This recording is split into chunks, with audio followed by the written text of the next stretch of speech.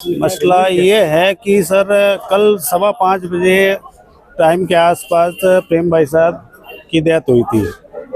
उसके बाद में रेगुलर ही इन्होंने डेथ होने के बाद में डॉक्टर के पास ले गए, तब वहाँ मर्द घोषित हो गए। तो डॉक्टर ने बोला पोस्टमार्टम करवा दो। प्रेक्षा हॉस्पिटल के ऑनर ने बोला पोस्टमार्टम करवाइए, तब इन्होंने मना कर दिया कि पोस्टमार्टम की जरूरत नहीं है। फिर एम्बुलेंस आई थी पोस्टमार्टम के लिए कि भाई आप बॉडी को ले जाओ, तो एम्बुलेंस में ले जाओ, पर्सनल गाड़ी के अंदर डाल के लेके चले गए। और उसकी हम ये चाहते हैं कि बिल्कुल निष्पक्ष जांच हो, और जांच के एकदम साफ सुथरी जांच हो। पोस्टमार्टम रिपोर्ट के अंदर कुछ भी ऊपर नीचे ना हो। आपको क्या लगता है? क्या लगता ये है सर कि जिस तरीके से ये कैमरे वगैरह घर से आश्रम से हटवाए हैं, उस तरीके से थोड़ा हमें भी संदिग्ध मामला लग रहा है, क्योंकि कैमरे हटाने की जरूरत नहीं पड़ती है। आश्रम से कैमरे हटाए हैं सारे। उसके बाद में किस तरीके की न्याय की मांग कर रही है? हम लोग चाह रहे हैं प्रेम भाई साहब को एकदम स्पष्ट जांच हो, और मृत्यु का कारण देखना चाह रहे हैं, किसने हुआ, किस कारण से हुआ, क्योंकि इनको पहले भी कई धमकियां आई थी।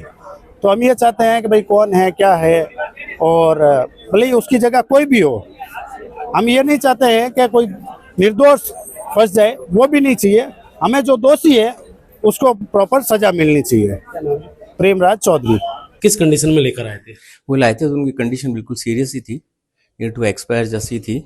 और फिर भी उनके फादर बहुत क्राई कर रहे थे, उन्होंने खूब रिक्वेस्ट की। तो हम लोगों ने जो सीपीआर देते हैं कोई भी पेशेंट के लिए, जब भी हमारे पास आता था हमारा फर्स्ट यही रहता है, हम कैसे भी करके उसकी जान बचाएं। तो हम लोगों ने सीपीआर वगैरह दिया था, पर उसके बाद भी हम उनको रिवाइव नहीं कर पाए। अच्छा सर, कितने बजे आए थे, कितनी देर तक हॉस्पिटल रुके हैं? मुझे एग्जैक्ट तो याद नहीं, पर अराउंड 5:45 के अराउंड ही आए थे आसपास वो। और करीब गए तो वो लोग काफ़ी लेट थे, क्योंकि उनके कोई साधु वाधु आने वाले थे, इसलिए उन्होंने रिक्वेस्ट की थी मेरे से कि भाई आप हमें थोड़ा सा वक्त दें। तो उस काफ़ी देर तक रुके थे। उसके बाद हम लोगों ने उनको फिर जो हमारी एम्बुलेंस से भेज रहे थे, उन्होंने कहा नहीं हम निजी गाड़ी से ले जाएंगे। तो फिर हमने निजी गाड़ी से। सर, वो लगातार आपके पास भी इलाज लेती रही है, मूलतः क्या उसको प्रॉब्लम में रही है? वो मेरे पास यूजुअली ट्रीटमेंट के लिए आती थी जब उनको जुकाम वुकाम होता था या गला खराब होता था। वो हमेशा यही रिक्वेस्ट करती थी मुझसे कि डॉक्टर साहब मुझे कल कथा में जाना है, मेरा आप गला ठीक कर दो, मुझे आगे ये भक्ति में जाना है, ये ठीक कर दो। अच्छा सर, आपने जिस तरीके से ब्रॉड डेथ आई थी, उसके बाद आपने नज़दीकी थाने को भी सूचना दी थी, क्या कहा था आपने? नहीं, हम लोगों ने उसको बस मैसेज डाल दिया था, पर ऐसा कुछ भी नहीं था। फादर वादर सब कुछ ठीक ही थे।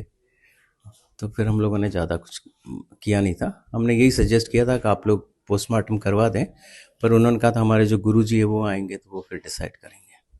हाँ, ये थे मेरे साथ डॉक्टर प्रवीण जैन, जिनका कहना था कि वो सीरियस कंडीशन, मतलब डेथ ही होकर यहाँ हॉस्पिटल में आई थी। हालांकि इसे बचाने की बहुत भरपूर कोशिश की गई, लेकिन बचा नहीं पाए।